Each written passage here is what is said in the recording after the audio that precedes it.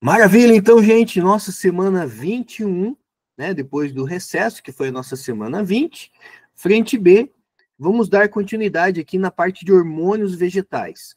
O começo dessa aula vai ser uma breve revisão do que nós já trabalhamos na última aula, tá? Porque esse início, ele entra como pré-requisito do que a gente vai precisar hoje de informação, tá?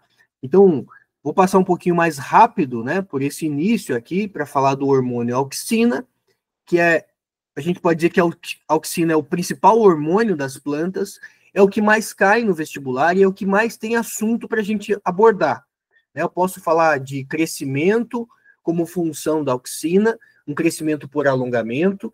Eu posso falar de tropismo, tropismo significa os movimentos vegetais, e eu posso falar também a produção de frutos sem sementes, que são os frutos partenocárpicos. Parteno significa virgem, cárpico significa fruto, né? Vem do latim carpus, que é fruto.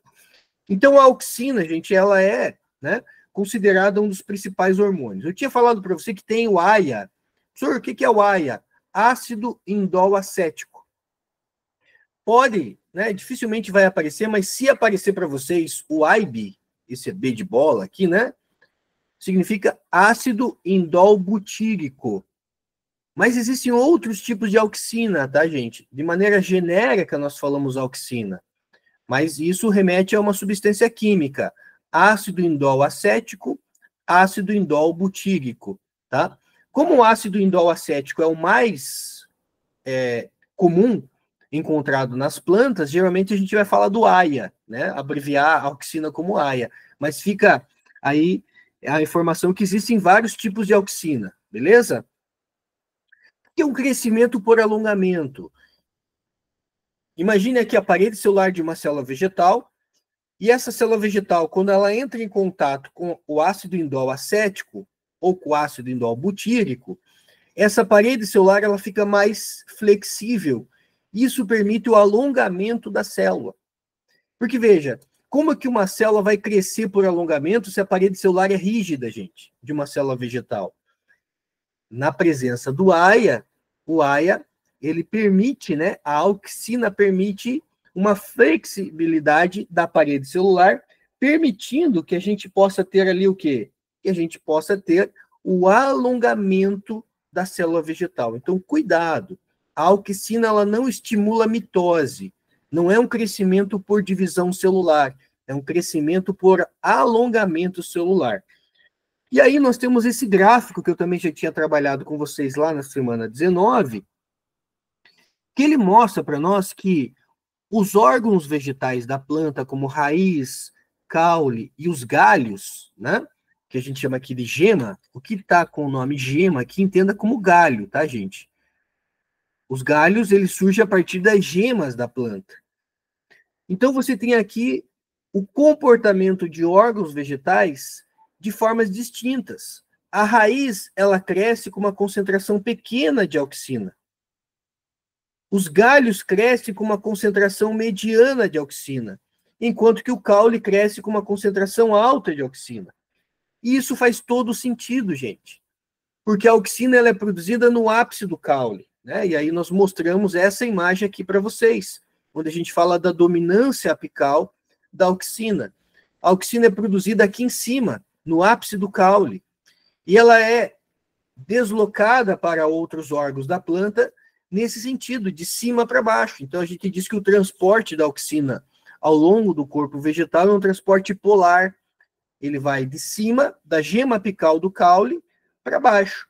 Então, faz todo sentido você olhar para esse gráfico aqui. Onde que a auxina é produzida? A auxina é produzida na gema apical do caule. Onde tem mais auxina? No caule, na gema apical do caule. Onde tem menos? Na raiz. Então, a raiz, gente, ela se adaptou com o crescimento com pouca auxina. O caule se adapta com o crescimento com muita auxina. Então, faz todo o sentido a gente falar, né, que a auxina, ela tem esse comportamento, né? No caule, maior concentração de auxina faz com que a planta continue crescendo em altura, né? Mas veja, onde tem muita auxina, que são esses pontinhos vermelhos que eu coloquei aqui, ó, isso aqui é da própria canetinha, né, que eu fui pintando aqui, ó, Veja, onde tem muita auxina, o que acontece com as gemas laterais? Elas não se desenvolvem, gente.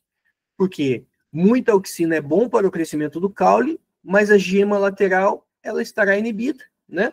É só você interpretar esse gráfico aqui. Quando a concentração de auxina é muito grande, o que acontece com a concentração para os galhos, para as gemas? É uma concentração que, para a gema, está inibida, né?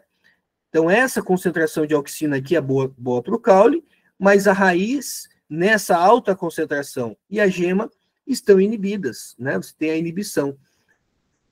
Aí vem o quê? Vem a poda. Quando você faz uma poda, ou seja, eu cortei aqui, né, a parte da gema apical, essa gema apical ela foi eliminada, a gente diminui a concentração de auxina. Continua tendo auxina aqui? Continua, gente. Só que agora é uma concentração menor de auxina. Essa concentração menor de auxina pode ser ali a concentração mediana, que vai fazer com que os galhos comecem a se formar, em que as gemas laterais comecem a se desenvolver. Então, isso é um ponto que pode cair no vestibular para vocês, a interpretação daquele gráfico, ou a questão da dominância apical, a quebra da dominância apical. Se o exercício falar de poda, entenda como quebra da dominância apical.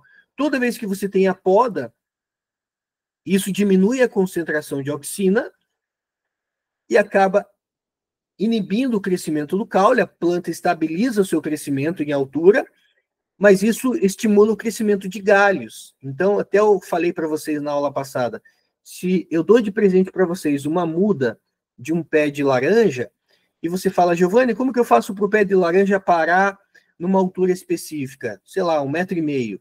Faz o seguinte, quando a planta chegar na altura de 1,5 m, você faz a poda. Eu vou te ensinar exatamente onde que você vai fazer a poda. Você vai lá e corta a gema apical. Quando você cortar a gema apical, essa planta vai estabilizar o crescimento em 1,5 m. Ela vai parar de crescer, porque você diminui a concentração de auxina. E o caule, então, é inibido, o seu crescimento. Isso, ao mesmo tempo, estimula o desenvolvimento de gemas laterais, de galhos. Então, o agricultor que produz laranja, ele não quer pegar uma escada para subir e pegar a laranja. Ele quer que a laranja esteja ao alcance das mãos, né? Ou ao alcance dos maquinários que vão fazer essa coleta, né? Então, você tem ali o quê? Você tem a quebra da dominância apical, uma técnica, né? Que me ensina exatamente onde fazer essa poda, para que a planta pare de crescer e que, ao mesmo tempo, ela produza mais galhos. Gente, mais galhos são mais laranjas sendo produzidas, né? São mais flores, são mais laranjas sendo produzidas a partir dessa floração, tá bom? Então, a questão, né? Qual é o hormônio envolvido na quebra da dominância apical, da poda? É a auxina. A auxina é o hormônio envolvido nesse processo. Até aqui foi o assunto da aula passada, tá? E agora, deixa eu só abrir o chat aqui para eu poder acompanhar vocês. Aqui. Renata, a primeira lei... agora que eu vi, Renata. Você tinha mandado aqui, né? A primeira lei trabalha com monohibridismo e a segunda lei com di e tri. Isso mesmo, tá, Renata? Desculpe, agora que eu vi que você mandou aqui. A primeira lei é sempre lei do monohibridismo, tá? E a partir da segunda lei, a gente vai trabalhar com o dihibridismo. Hoje nós só vimos o dihibridismo lá na frente A. Semana que vem a gente vai ver o trihibridismo, tá? E isso está dentro do conceito da segunda lei também, tá bom? Até aqui, gente, eu tinha trabalhado com vocês na semana 19. Aí semana 20 foi o recesso, semana 21 é hoje, né? Agora a gente vai falar de movimentos vegetais, né? Então, fito-hormônios, o que é fito-hormônio? São os hormônios vegetais. Lembre-se que fito significa vegetal, hormônios vegetais, tá? Faz todo sentido você pensar em movimento vegetal e auxina ao mesmo tempo. Imagine que eu tenho esse coleóptilo. Coleóptilo. O que é um coleóptilo, gente? Os exercícios vão usar esse termo coleóptilo. É uma planta jovem. Um coleóptilo de milho. Né? O que é um coleóptilo de milho? É um brotinho de milho, gente. É uma plantinha que está no início do seu desenvolvimento. É um feijãozinho que está no início do seu desenvolvimento ali. Imagine que a luz, ela está nesse sentido aqui. Por que a planta curva em direção à luz? Olha só. Os cientistas não sabem exatamente explicar o porquê que isso acontece, mas a auxina, ela tem um comportamento em que ela foge da luz. Então, se inicialmente essa planta, ela estava retinha aqui, ó, se inicialmente ela estava retinha, o que aconteceu, gente? Quando você coloca a luz desse lado aqui, né, a auxina, ela tende a se concentrar do outro lado. A auxina, ela tem um comportamento em que ela foge da luz, ela vai para o lado não iluminado. Lembra? Quanto maior a concentração de auxina no caule, o que acontece com essas células? Essas células alongam. Então, dando um zoom nessa parte aqui, o que a gente vai ver? Nesse lado aqui, pouca auxina, nesse lado aqui, muita auxina. Olha o que aconteceu com as células aqui, gente, células pequenas. Olha o que aconteceu com as células lá onde tem muita auxina. As células estão mais alongadas. Gente, se as células estão mais alongadas desse lado aqui, esse lado curva, né? Então, essa curvatura vai em direção à fonte luminosa. A gente chama isso daqui de fototropismo, tá? Essa curvatura em órgãos, ela é chamada de foto significa luz, tropismo significa movimento, né? Então, vamos colocar aqui, ó. Isso é o tal do fototropismo. Lembre-se, tropismo é movimento, foto é a luz. Movimento orientado pela luz. Movimento orientado pela fonte luminosa. Ah, por isso que a plantinha que eu tenho em casa, ela fica curvada em direção à janela. Exatamente. Né? Aí você vai lá, vira ela, no dia seguinte ela está curvada de novo em direção à janela. Não é um movimento rápido, né? Mas ao longo do dia ela vai fazendo com que a auxina migre para o lado não iluminado. Como a auxina migra para o lado não iluminado alonga, por quê? Por causa do gráfico, gente. Né? Aquele gráfico tem que estar na tua cabeça. Baixa concentração de auxina, isso é bom para a raiz. Média concentração de auxina é bom para os galhos ou gemas laterais. E grande concentração de auxina, isso é bom para o crescimento do caule. Quando tem muita auxina no caule, o caule cresce. Só que ele vai ter muita auxina só num lado do caule. Então, esse lado que tem mais auxina cresce, o lado que tem menos auxina não cresce. Então, ele acaba fazendo o quê? Acaba fazendo essa curvatura, né? O ponto central para você ter o raciocínio está naquele gráfico, né? Ah, uma grande concentração de auxina estimula o crescimento do caule. Exatamente. Só que agora, a concentração de auxina ela está só num lado do caule. O outro lado está com pouca auxina. Então, a gente tem aí um movimento de curvatura. Beleza? Então, esses são os movimentos de tropismo. Olha a plantinha aqui em direção à janela, né? Curvando em direção à janela. O que acontece se a gente virar esse vaso? No dia seguinte, ele vai curvar de novo, né? Ele vai estar curvado de novo em direção à janela, por conta que a auxina é um hormônio que foge da luz. Né? A gente não tem exatamente uma explicação para isso, mas a auxina ela tem esse comportamento de fugir da luz, ou seja, se a luz está do lado aqui, né, desse lado aqui esquerdo, né, a auxina ela se move para o lado direito do caule. Onde tem mais auxina, isso curva, faz com que ela curve em direção à fonte de estímulo. Movimentos, então, de crescimento orientados pelo estímulo, que nesse caso é a luz. Fototropismo, né? Mas a auxina não está envolvida só no fototropismo. A auxina também está envolvida na formação de frutos sem sementes, frutos partenocárpicos. Vamos lembrar aqui, ó. Essa parte verdinha aqui, gente, isso aqui é o gineceu, tá? A gente chama de pistilo. Cada garrafinha dessa aqui é um pistilo. O conjunto do pistilo forma o gineceu. Se eu só tenho um pistilo aqui na tela, esse pistilo é o próprio gineceu, beleza? Quando o grão de pólen ele cai aqui no estigma da flor, ele vai formar o tubo polínico e vai fecundar lá, né? O gameta masculino que está dentro do grão de pólen fecunda a osfera que está aqui dentro do óvulo, né? Então você tem a fecundação. O óvulo fecundado origina semente. Então, numa fecundação normal, o que acontece? O grão de pólen cai, dentro do grão de pólen você tem o núcleo gamético, que tem ali a formação de gameta masculino. Dentro da planta você tem a oosfera é o gameta feminino. Quando esse núcleo gamético ele fecunda a oosfera, nós temos o embrião. Esse óvulo que tem a formação agora de um embrião, esse óvulo que teve a sua oosfera fecundada, ele dá origem à semente. Então, nós temos um fruto com semente. Mas quando você pulveriza uma flor com auxina, gente, a planta entende que ela foi fecundada. Se a planta entende que ela foi fecundada, ela vai fazer com que o óvulo que está aqui dentro do ovário, essa parte mais gordinha aqui é o ovário, tá? Ovário. E o óvulo fica aqui dentro do ovário.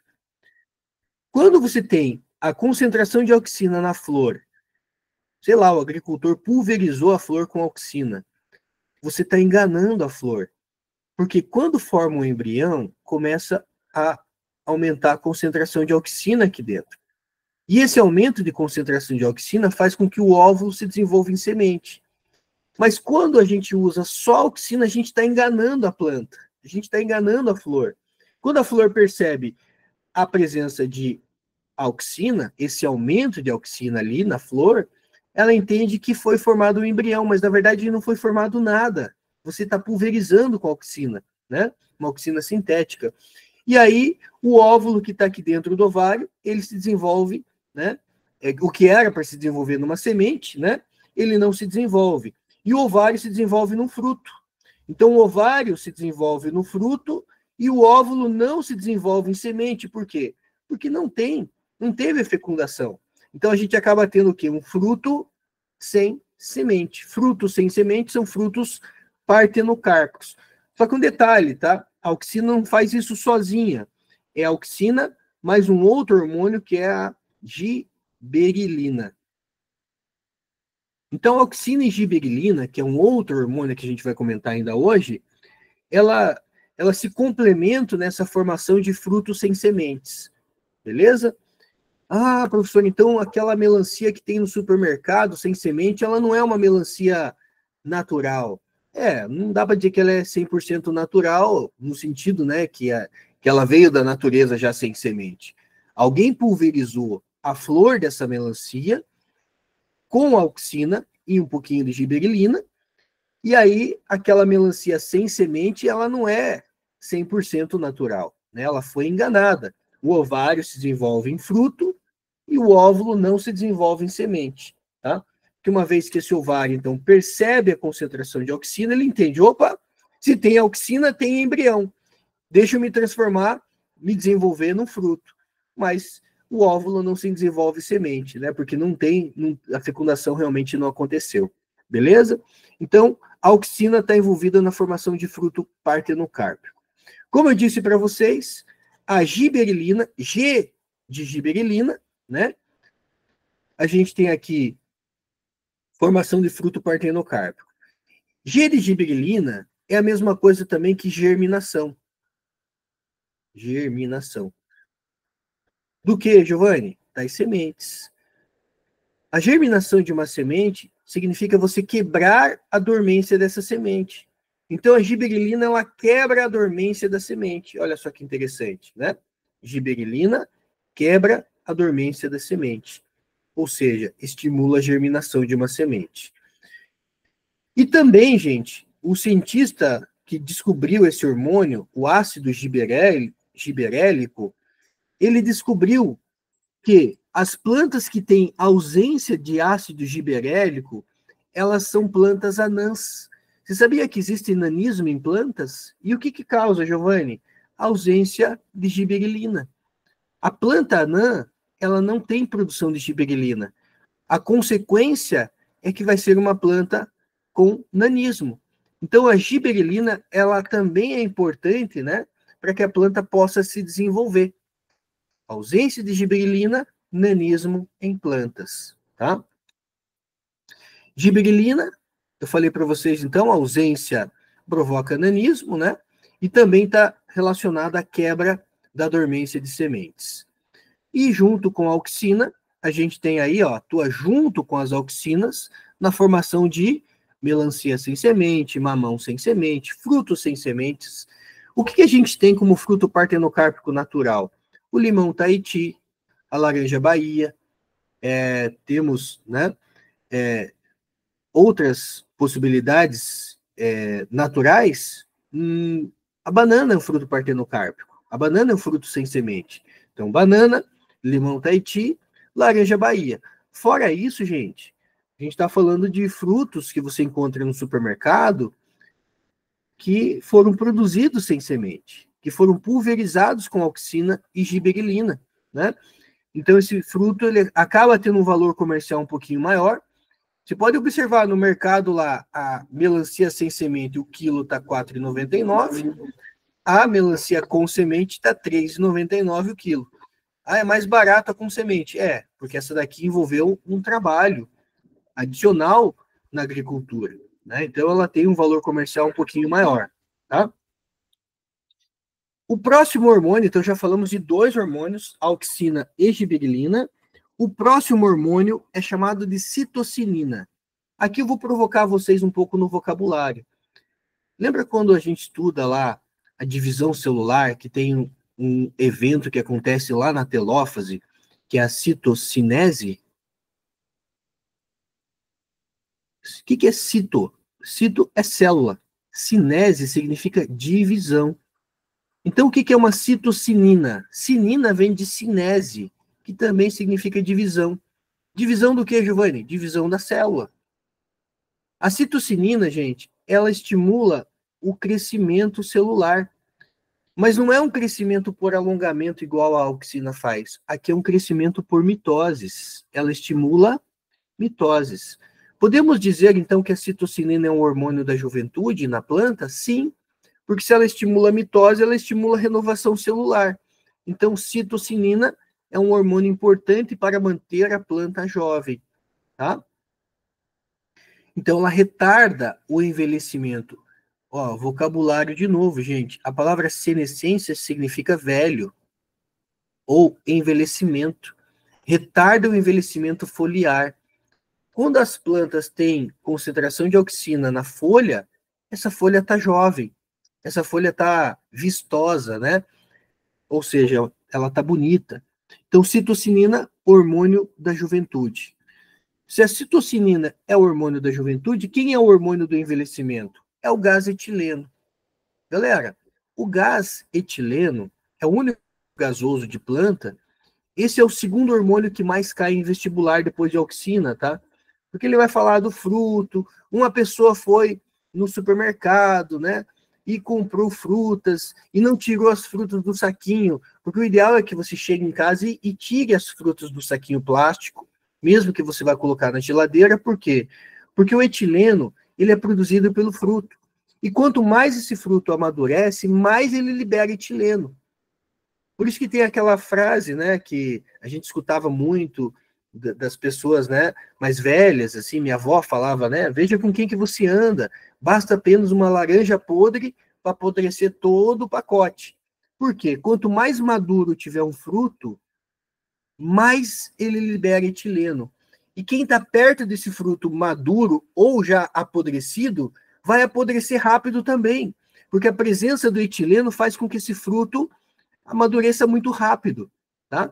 Então a dica é, chegou do supermercado, chegou da feira, você tira o fruto do saquinho plástico, lava, né? E põe na geladeira, o que dá para colocar na geladeira. O que não dá para colocar na geladeira, coloca na fruteira, né? Porque a baixa temperatura faz com que o fruto libere menos etileno. Então, se você fizer um experimento simples, pega uma maçã, deixa na geladeira, pega uma maçã, deixa fora da geladeira, você vai ver que a maçã dentro da geladeira ela vai durar muito mais. Por quê? Porque a baixa temperatura faz com que essa maçã ela libere menos etileno, tá? A banana é um fruto que libera muito etileno. Então a gente até dá dicas, né? Vai comprar a banana, então quando você compra lá a banana, aqui tá a banana, né? Aquela parte que a gente come, e aqui tem aquela parte, né? Uma parte maiorzinha aqui, né? Então a gente faz o seguinte, você corta essa parte, elimina essa parte aqui, deixa a banana só assim, ó. Porque daí ela libera menos, ela produz menos etileno e ela demora mais para amadurecer, né? Quando você deixa aquela partezinha aqui da banana, né, aquela parte mais pretinha aqui, mais gordinha da banana, ela libera muito etileno. Ah, Giovanni, por que aparece mosquinha quando a gente compra a banana? Aquelas mosquinhas de frutas, elas são atraídas principalmente por banana, já percebeu? A gente compra banana, aparece aquelas mosquinhas pequenininhas em casa. Porque a banana está liberando etileno. E esse etileno, ele está no ar. E a mosquinha percebe isso, então ela vem atraída pelo gás etileno. Tá? Uma forma de você resolver, elimina essa parte aqui da banana, deixa só essa parte comestível, que essa banana vai demorar mais tempo para apodrecer, para amadurecer, e não vai atrair a mosquinha de fruta, tá? Então, amadurecimento de frutos. Lembre-se que a baixa temperatura faz com que ele amadureça mais devagar, né? Então, vou transportar frutos aqui do Paraná lá para o Nordeste, ou vice-versa. Cara, olha o tempo de viagem, né? Então, vai levar isso em caminhão refrigerado, né? Que tem ali baixa temperatura. E aí um detalhe, gente, imagine aqui uma folha, tá? Uma folha. Quando que uma folha cai? Abscisão foliar significa queda. Abscisão significa queda. Quando que uma folha cai? Lembra lá da floresta temperada, que as folhas caem no outono e inverno? Como que elas caem no outono e inverno? O que está acontecendo ali na planta? Como que a planta sabe que é outono e inverno? Veja só, gente. Naquele momento de outono, inverno, a planta ela aumenta a concentração de etileno. Se aumenta a concentração de etileno, significa que essa folha começa a ficar amarelada. Ela começa a perder clorofila, né, e começa a envelhecer. Ao mesmo tempo que a folha perde concentração de auxina. Então, quando você tem o aumento da concentração de etileno e a diminuição de concentração de auxina na folha, tá, gente? Isso na folha, essa folha cai. Ela tem abscisão. Então, o etileno estimula a queda das folhas, a abscisão foliar. Quando você ganha um buquê de flores, o motivo dessas flores envelhecerem é o etileno, né?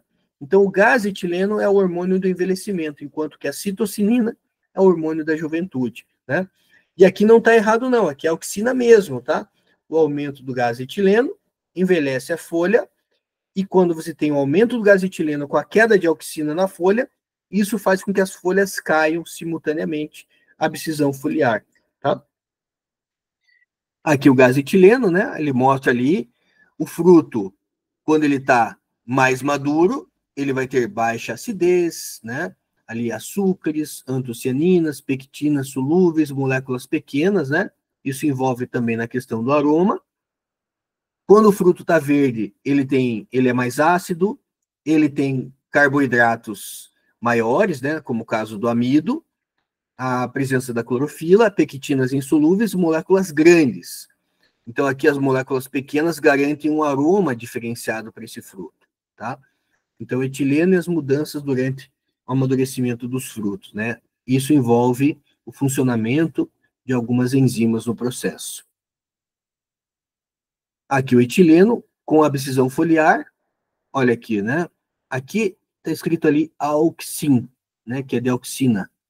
Ó, auxina. Então, aumenta a concentração de etileno, diminui a concentração de auxina. Isso leva à abscisão foliar. A flor envelheceu. Senescência. A palavra senescência significa velho, significa envelhecimento, tá?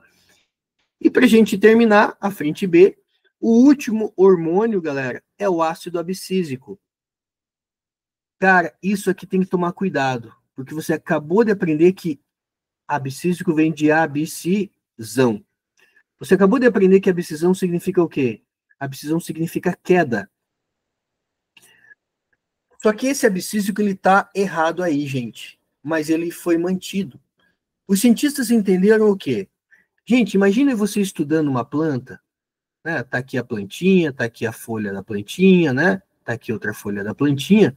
Imagine você estudando uma planta e você observando que essa planta, ela tem uma alta concentração de ABA. O que é o ABA? É o ácido abscísico. E aí, logo em seguida, essas folhas caem. Qual foi a conclusão do cientista, gente? a conclusão é que o ABA, o ácido abscísico, ele é o hormônio responsável pela queda das folhas. Mas é exatamente o contrário, gente. Imagina que você é uma planta e que você tem aqui o quê?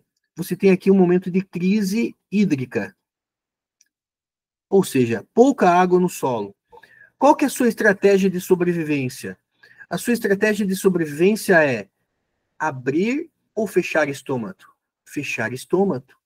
Então o ABA, ele não abre estômago. O ABA é responsável pelo fechamento dos estômagos. Porque se a planta fecha os seus estômagos, ela diminui a perda de água, né? Se a planta fecha o estômago, ela transpira menos. Se ela transpira menos, ela perde menos água, então ela economiza água.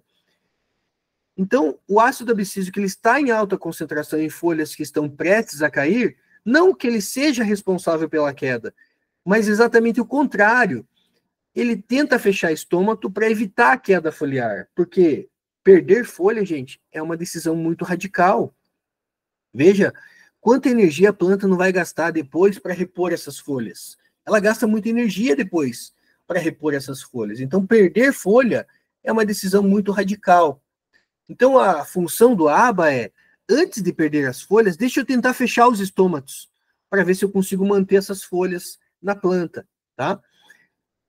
E, além disso, o ácido abscísico ele faz o contrário da giberelina. Se a giberelina estimula a germinação de semente, quebra a dormência de semente, o ácido abscísico ele mantém a dormência da semente. O feijãozinho que está lá na prateleira do supermercado, que está dentro do pacote, ele não germina por quê? Porque tem muito ácido abscísico e pouca giberelina, né? O ácido abscísico, então, é responsável pelo fechamento dos estômagos e pela dormência, manutenção da dormência nas sementes, tá bom? Terminamos, então, a parte dos hormônios vegetais. O que ficou faltando? A parte dos movimentos vegetais. Como eu disse, vou parar por aqui. A gente vai dar uma ênfase hoje maior, nessa semana 21, na parte da frente C. Ali no nosso planejamento, começa com o sistema respiratório, né? Eu só vou inverter. Normalmente a gente estuda o digestório antes e depois o respiratório, tá? Então, depois do nosso intervalinho aqui, 3h20, nós estudamos o sistema digestório, tá bom? Se alguém tiver alguma dúvida, permaneça por aqui, tá bom, gente? 3h20 nós voltamos.